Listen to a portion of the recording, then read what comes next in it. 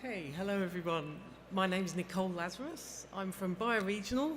We're an environmental charity and social enterprise, and I lead our One Planet Living programme. And I've been delivering zero carbon homes for 21 years. And Bioregional does that in a number of ways. Sometimes we're advisors, sometimes we partner with fantastic people, and sometimes we actually put the developer hat on and deliver the homes ourselves, usually in partnership. We've got something like 11,000 zero carbon homes that we've had a hand in, or that we have a hand in.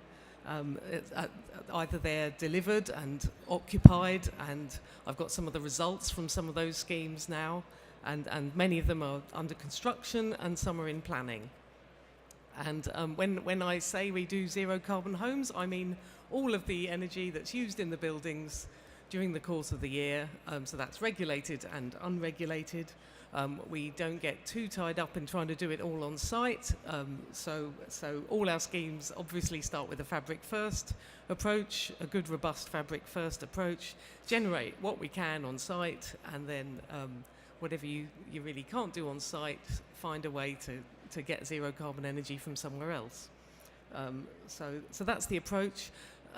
All of our schemes take a One Planet Living approach. So this is a far more holistic way of looking at it. It's not just about the carbon.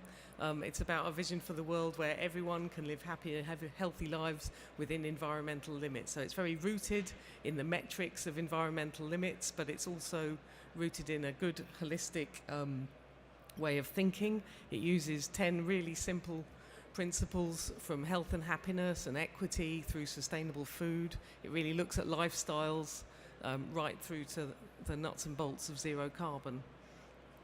So I think what Bioregional do best is we get on and do stuff always in partnership, and then tell people about it. So I'm bringing stories today. Some of them are actually old stories. I've spoken here every year on zero carbon homes in some way or another, and I think it's always good to look back at schemes that have been talked about before and see how they're getting on. Is it still zero carbon? Are people happy there? So I've got 4 schemes just to talk through with you, all UK schemes, and then a few from abroad, and just to bring you up to date really.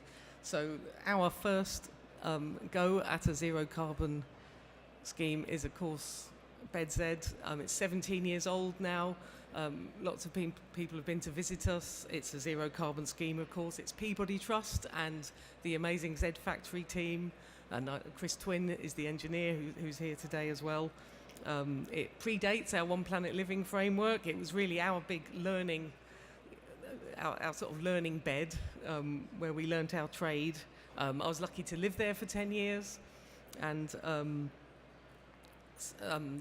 maybe some of you will have visited it, but the news is you may have heard that we had trouble with our biomass combined heat and power unit, which was very difficult to do at this sort of scale, 100 home scale, but we've now got the biomass boiler in there, so we really are zero carbon. So the sort of summary of the zero carbon strategy there is very close to passive house standard fabric. We've got passive wind-driven ventilation with heat recovery. We're now getting all our heat from our much reduced demand from a biomass boiler with district heating. There's virtually no space heating demand in all the homes. We've got a small amount of PV. That PV is really quite old now, and probably not. They were early PVs, and so we've got a good guaranteed green tariff supplying all the electricity. And the things that have worked really well are the fabric performance has been spectacular. The electricity and water savings have been fantastic. People's transport footprint has been amazing, and more than any of that, people have stayed. People like living there, and the community there is amazing. Our next scheme was One Brighton. Again, this is got some years behind it now, but it's always good to keep an eye. It's 170 apartments right in central Brighton. It's both zero carbon and there's no parking there either. The strategy for getting to zero carbon there was, again, very fabric first. Natural building technologies had a big role in delivering the right fabric. We've got MVHRs in there. There's a biomass boiler again, working just fine, thanks. The PV, of course, on such a high density scheme is there, but doesn't deliver that much of our electricity. So there's a site-wide REGO certified green tariff, so zero carbon again. Build costs were perfectly acceptable there. So it was a partnership with Crest and Quintain that delivered it, and it sold really well. No problem. So the scheme I've been doing more recently is Elmsbrook. It's part of the 6,000 home Northwest Bicester Eco Town. So that's 6,000 homes in the pipeline, all to zero carbon standards. This true zero carbon, or whatever we want to call it, standard, all of the energy, no net carbon. So far there are 393 homes underway. Something like 170 are complete and have been occupied for getting on for 2 years now, and the other 200 are under construction. This is an A2 Dominion scheme, and Crest are building the current construction process. And we have our office there in the amazing BREEAM Excellent white design zero carbon school. And the basic approach there is it's a code 5 plus fabric, air tightness of 3, so better than a lot of mainstream homes, but certainly nothing like Passive House. We're trialling a whole mixture of ventilation strategies there. There's district heating with gas CHP, and it's lower density than the other schemes that I've shown you. And so the amount of PV is really significant. It generates all the electricity that we need over the course of the year, plus some more. And that PV is working really well. So I've spoken about this scheme before here at EcoBuild, but the news is that we've got the first full year of monitoring results from the occupied dwellings, and it actually is zero carbon in actuality. So we're just about to start monitoring again for this current financial year, and we'll see if that lasts. I think so. I've just got some results. Oh, it's doing this thing. This is the electricity consumption, and so it's just something like 6% more than the design intent. The PV generation, so something like 6.5, 7 kilowatt hours per home is being generated. And then we do have in our first phase, we have a bit of a performance gap on the heat consumption. It's not unusual, but we are pretty confident that's going to get better as the future phases roll out, and we've paid a lot of attention to improving the performance gap.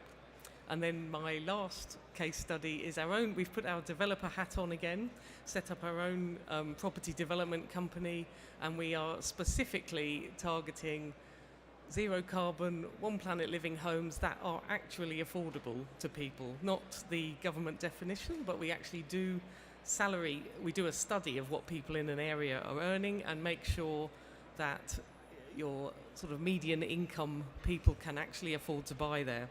So Bioregional Homes, this is our first scheme. It's 30 homes in Chobham. It's in the planning process at the moment.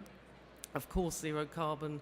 So three-quarters of the homes will be definitely affordable to.